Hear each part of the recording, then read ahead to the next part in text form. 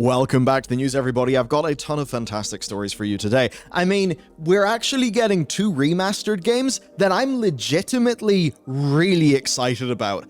That's kind of weird. We've got a little bit of a funny corporate swipe between Activision, Blizzard, and Hasbro of all people, but one that actually does involve games that were surprisingly good, as well as quite a bit else. So, strap in, let's kick it off with the missing Activision licensed games, because there was a time long ago, where Activision actually did somewhat more than just Call of Duty.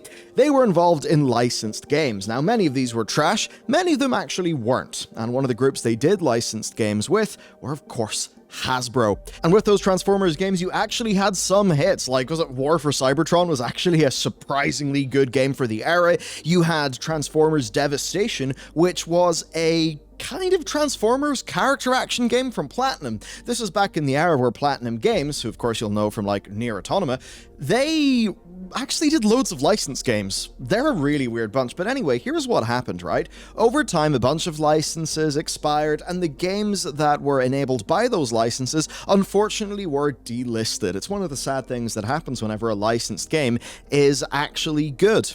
Speaking to you, EA, with your Lord of the Rings games that were on the PlayStation 2. I think a lot of us are nostalgic for those and probably would buy them if a remaster was perhaps at a discounted rate. However, what happened is a Transformers fan site, Transformers World 2005, talked to the Hasbro team in an interview posted July 28th about the launch of a new Transformers range, and they asked whether some of these really well-loved Transformers games would return.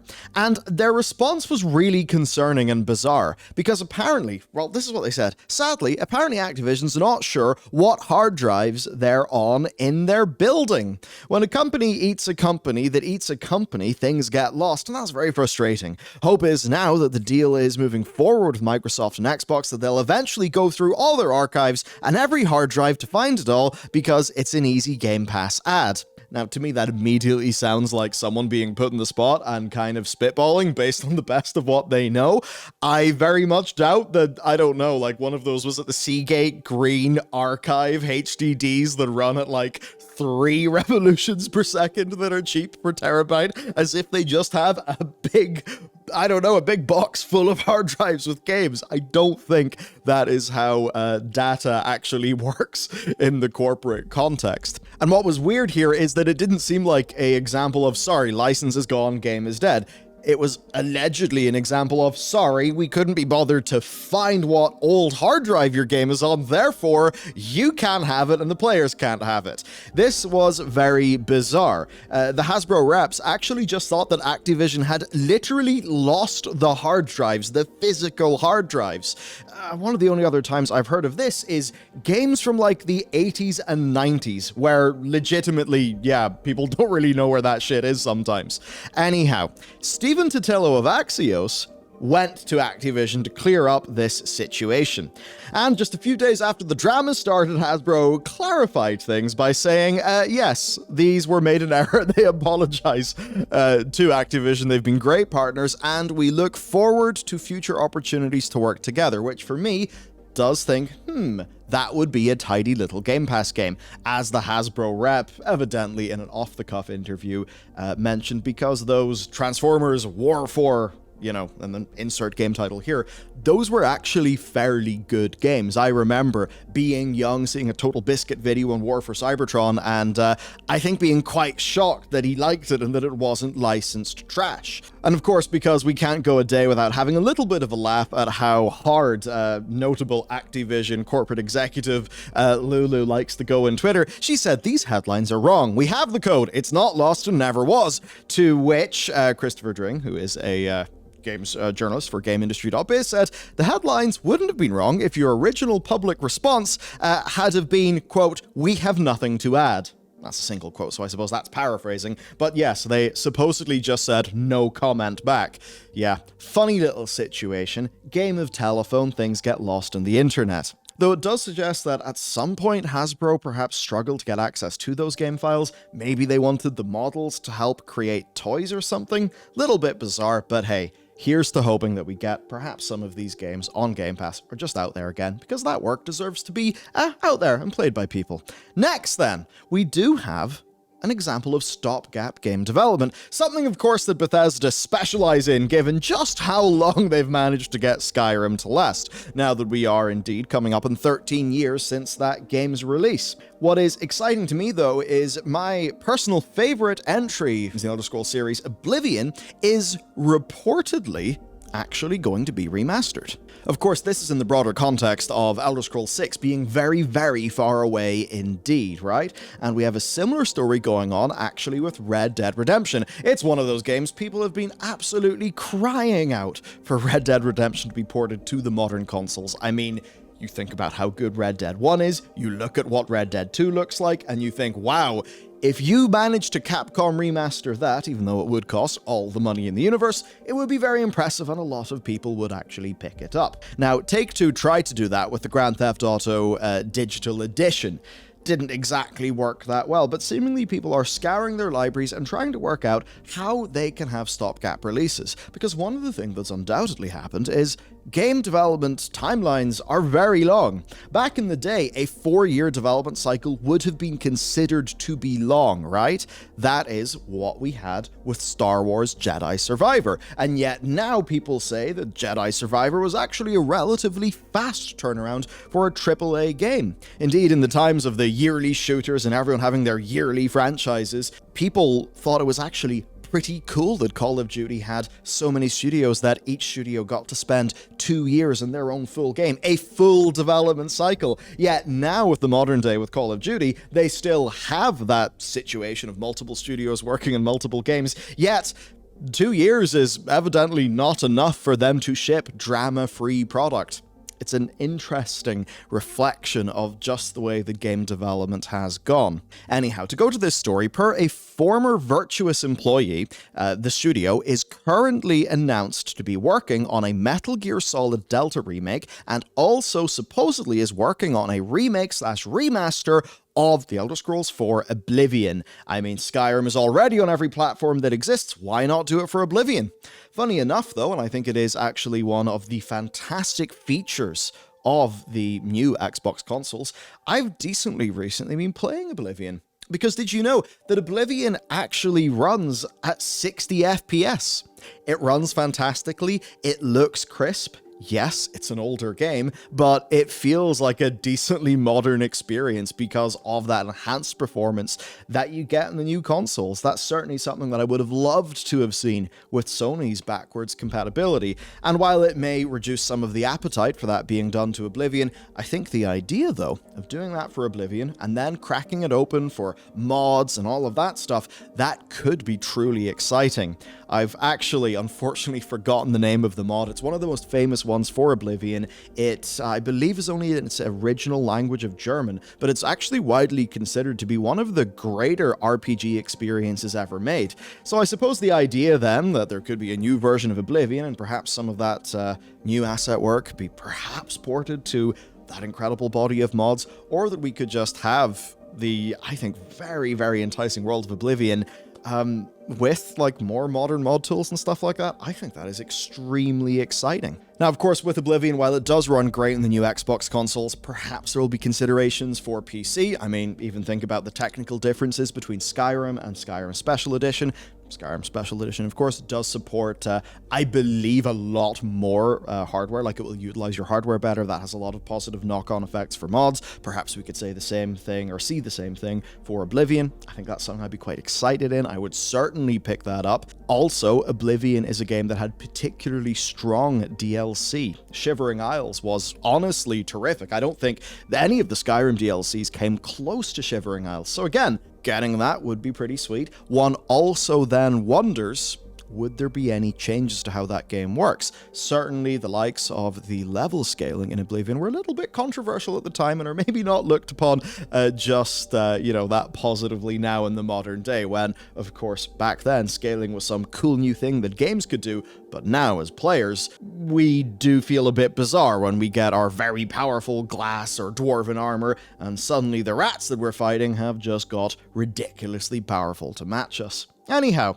stopgaps. Everyone's going to be looking in their library for what they could see as perhaps being a free win. What I would say, though, is if it ends up being like the Grand Theft Auto Definitive Edition, that's awful. That feels like pillaging one's back catalogue. What these remaster games can do, though, is they can provide a means to deploy a modern, full-scale game development team to a project that has already defined scope, design requirements, and all of those things. And what that means, and I think this is one of the strengths that Capcom have had, it's like, look, they know what Resi 4 is. They know what they need to do. They know what they need to make. They can just go and do that. And that likely means that many of the pitfalls that usually fall onto modern game development with scope that just goes completely insane, those do indeed. It's not like they're not going to happen, but I think they are significantly guarded against. And that's why I am shockingly kind of okay for the big modern remaster.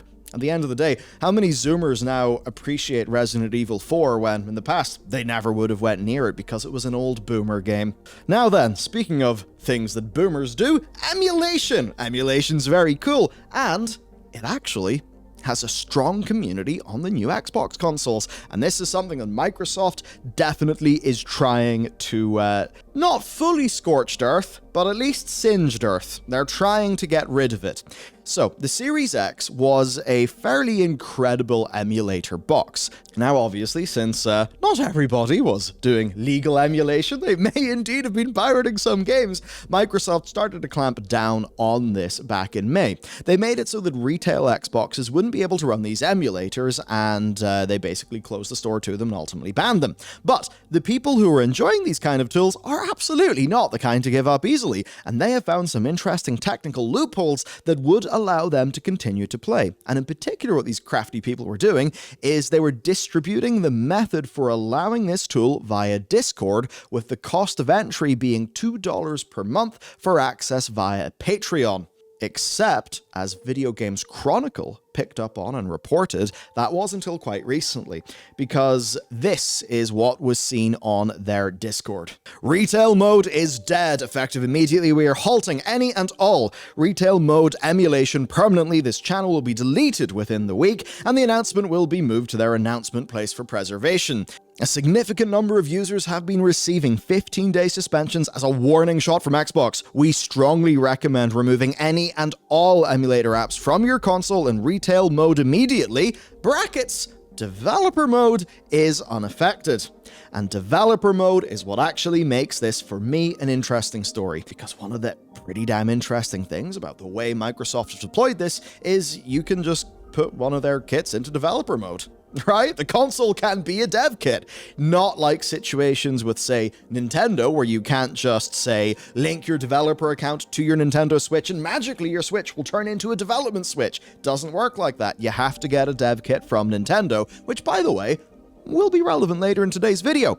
So, 15-day bans is not scorched earth, but of course, these do still seem to be okay for consoles that are in development mode, which does mean that for a $20 development license and a little bit of technical faff, you can continue to enjoy your tech. And really, I think one thing this speaks to is the economies of scale allow for a tremendous amount of computing power for the price to be put into these consoles.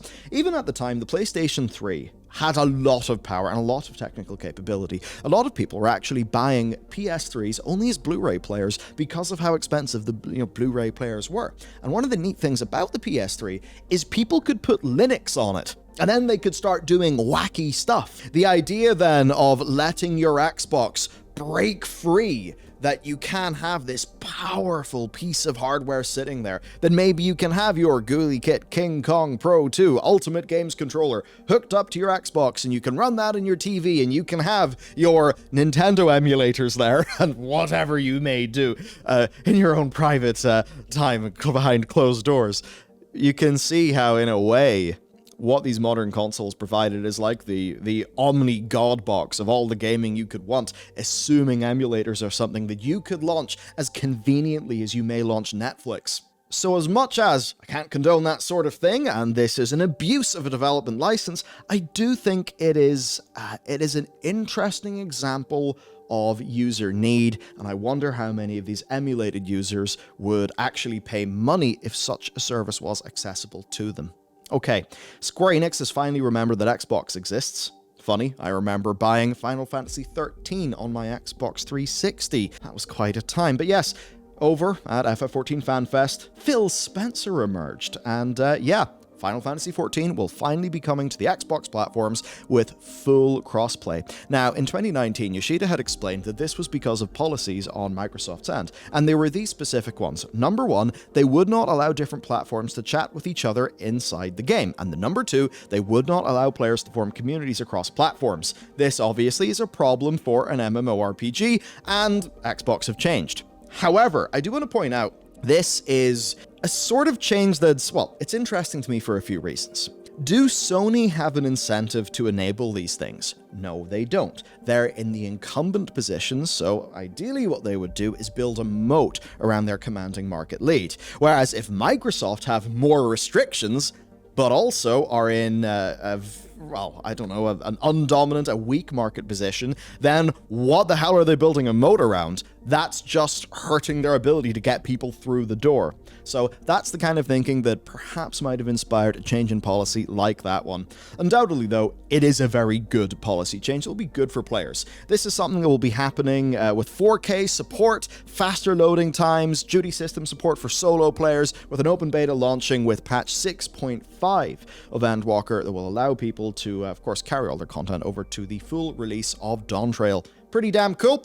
Now, of course, PlayStation may still be paying for some initial exclusivity on Final Fantasy games, but this is something that could actually be in line for change, because the CEO of Square Enix, Takashi Kiryu, explained that other FF games will be coming to Xbox in the near future, and they are, quote, really looking forward to working closely with Phil and the Xbox team to make this possible. So yes, Final Fantasy eventually will be coming to Team Green. Again, that's maybe not going to matter humongously in terms of sales, given that Microsoft are in a far more weak market position, and as much as, yes, like FF16 has likely suffered because, you know, there aren't a trillion PS5s in the world, what has made them reportedly be quite bullish in that is that the attachment rate, the number of people with PS5s that also own FF16 is very healthy. That absolutely shows that that game is almost certainly going to have an extremely performant long tail.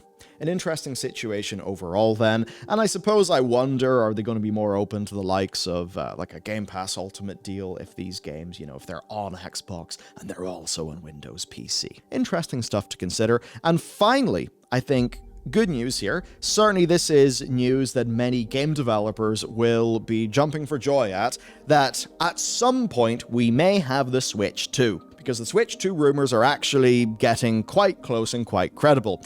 These are details provided to Video Games Chronicle by their sources. These have been corroborated by Eurogamer's sources as well. Dev kits are apparently starting to go out to the top tier partners of Nintendo.